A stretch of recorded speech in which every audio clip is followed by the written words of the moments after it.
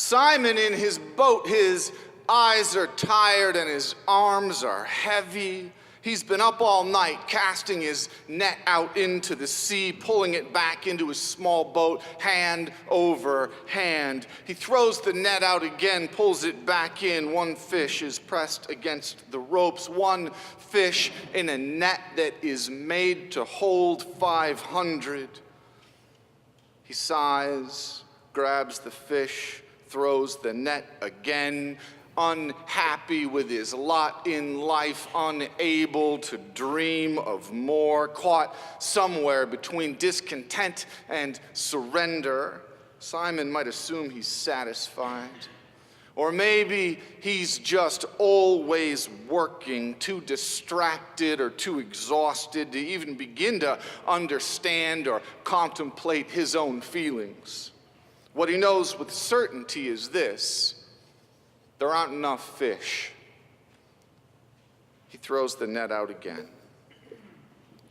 Years ago, on a camping trip, I took two of our kids out on a boat with a lobster fisherman. This was in Maine. He was obviously familiar, this fisherman, with the fence painting scene from Tom Sawyer. Instead of trading an apple for the privilege of painting his fence, we paid $45 to pull the guy's lobster traps. Let me tell you, it was one of the single most boring afternoons of my life. All the traps were heavy, but most of them were empty, and each of the lobsters was actually quite small. I resented, whenever it occurred to me, my lost $45 for years. And then I binge-watched a few episodes of Deadliest Catch. There were a few years when Kelly and I couldn't turn away from that show. Well, I couldn't turn away from it. She might have a different story, but she endured it with me. You might know it, the reality show about king crab fishing on the Bering Sea. Unlike picnic basket-sized lobster traps, crab pots weigh 700 pounds empty.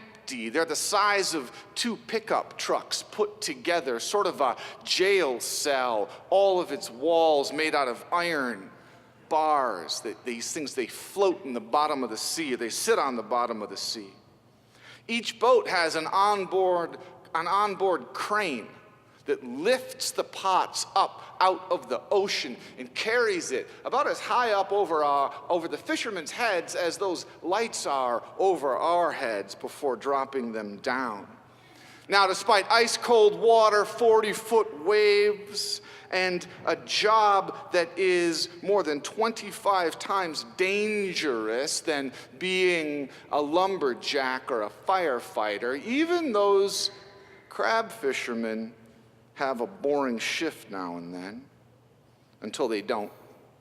If you've never seen it, let me tell you that the very best moment on this show, really the reason to watch it, is when suddenly the pots are full of crabs and these stoic fishermen just freak out, all of them. They go into a kind of wild panic together. Gigantic crabs are everywhere. Imagine if you found a room the size of 2 one-ton pickups stuffed with $100 bills. That's how they feel, except the $100 bills are 3-foot-long crustaceans. It's wild. The boat's crane lifts pot after pot out of the sea, high up over the fishermen's upturned arms, each pot stuffed with so many crabs they're hanging on the outside of it. You can't even see the iron bars that hold them, just this wriggling mass of gigantic crustaceans that seem like they're raining down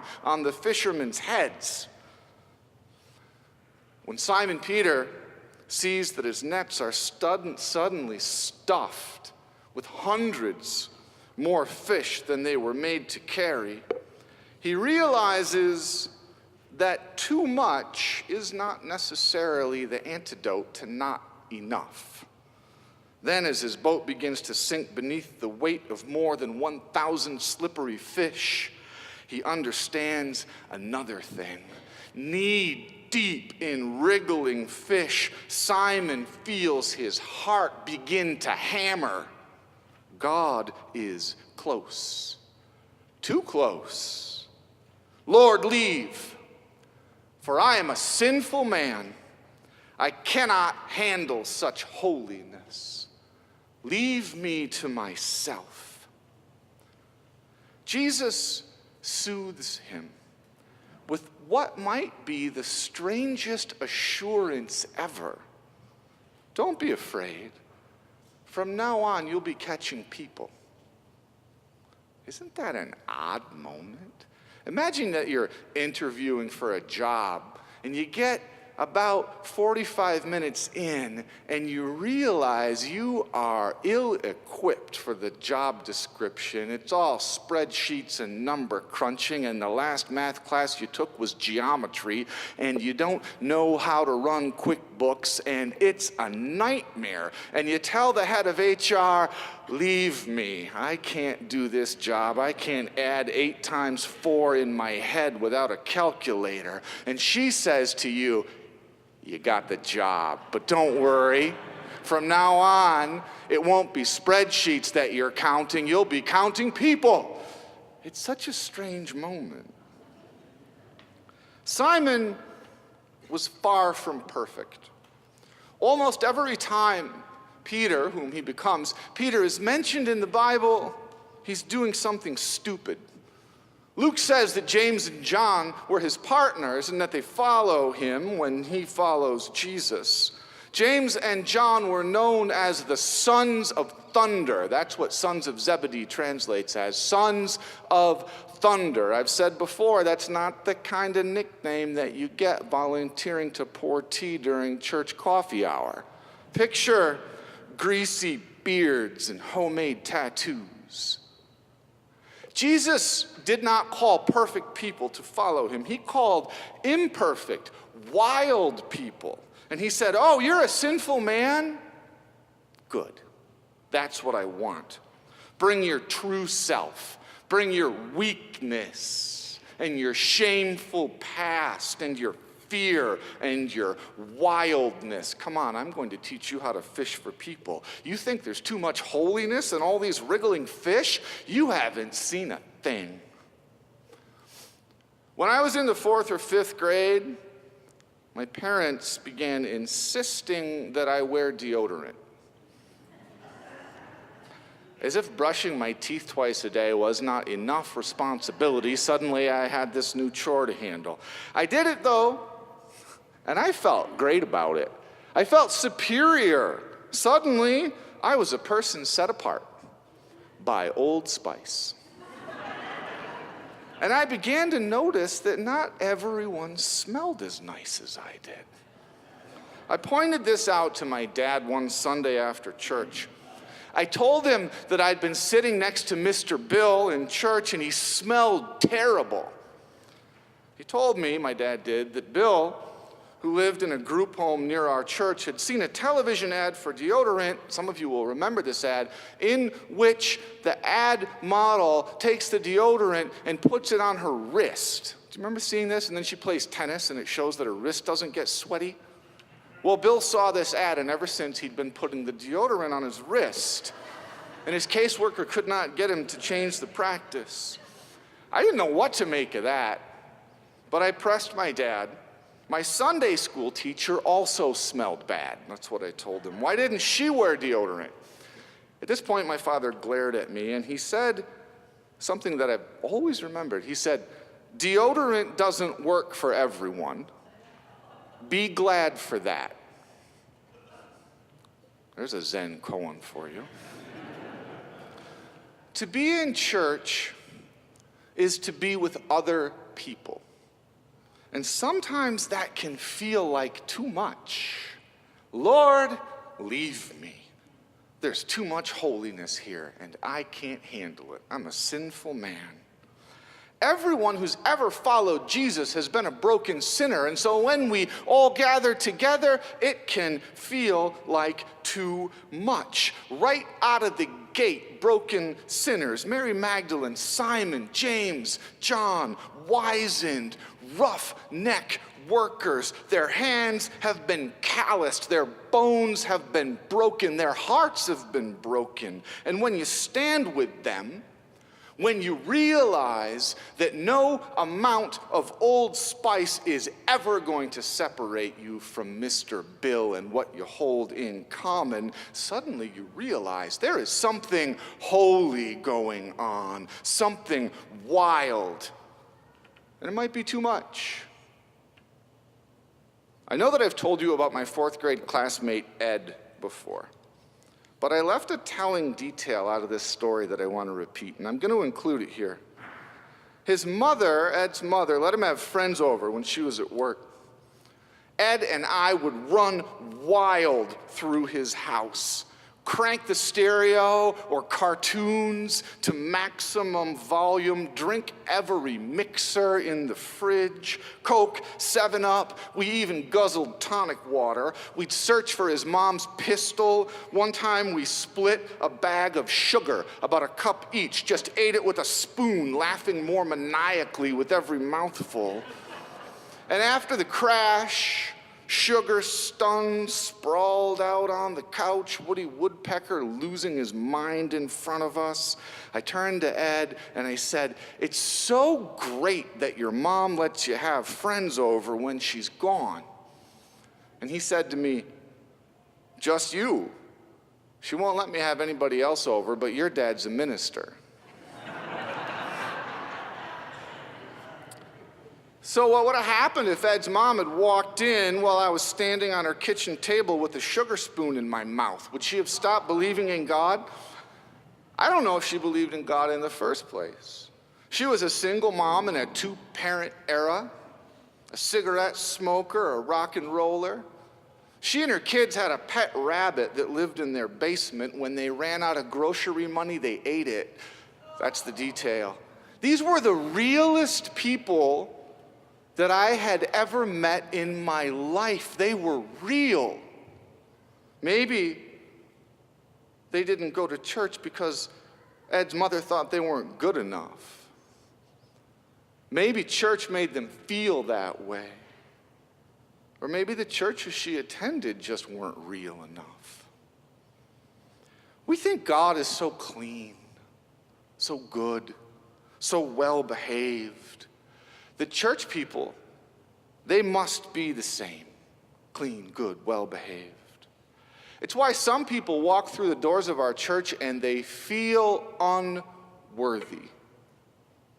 It's why many congregations stifle disagreement instead of airing it out. Better to let your dissent fester, ferment, explode, than to violate what Stanley Hauerwas calls the church's conspiracy of cordiality. Why the conspiracy? Because God is well-behaved, orderly, clean, good, and if we believe in him, his people better be the same, right? When I was a teenager, my family moved, and we moved away from Mr. Bill and that oddball congregation to a much nicer church. Everyone smelled great. On Easter and Christmas Eve, the deacons wore tuxedos. What would happen if a deacon at that church had worn a tank top on Easter? Would we have thought that God didn't wear a cummerbund? Would there have been some sort of massive panic in the ranks? All I know is that when I was a child, I knew that God was wild. And when I was 16 years old, I thought God was something like a steady diet of cucumber tea sandwiches. Jesus says, "I am here to bring you holiness, and I am going to surround you with people. You are going to be knee-deep in the people that you catch, Peter." And this means the people that we're surrounded by, the others who have been caught up in Simon Peter's net, we create each other's sense of God's identity. We create each other's holiness. My teenaged church believed that God was decency, rectitude, uprightness. I didn't know any better than that. How could I have come to the conclusion that our well-intentioned piety was off target? All I knew is that I was bored. If you've ever been bored by the goodness of church, by the niceness, by all the old spice in the air. Know that there is a better option, the living God, the difficult God, the real God, the rough, broken, bloody body of Christ. The God you get bored of is not real. The God who does nothing but demand perfection because he is perfect is not real. The God who is beauty and beauty alone is not real. Simone Weil says, a test of what is real is that it is hard and rough. Joys are found in it. I remember sitting next to Mr. Bill in the pew, laughing with him, laughing so hard both my nose and my eyes were running, and he reached into his pocket and he handed me a dirty Kleenex. I remember learning the stories of the gospel in 5th grade from a teacher whose deodorant didn't work. I remember knowing that God was wild. I remember too much holiness. Don't ever let anyone tell you that church is for the perfect people.